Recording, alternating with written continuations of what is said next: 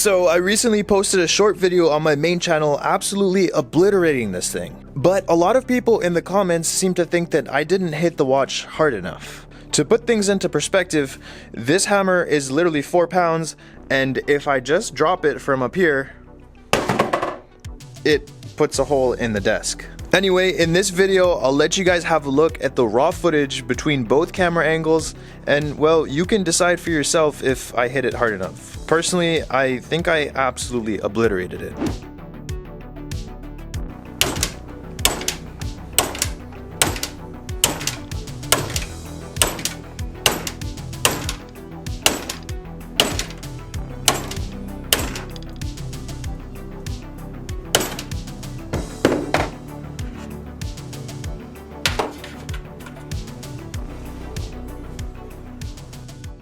Let's turn this around and see how strong the other side is.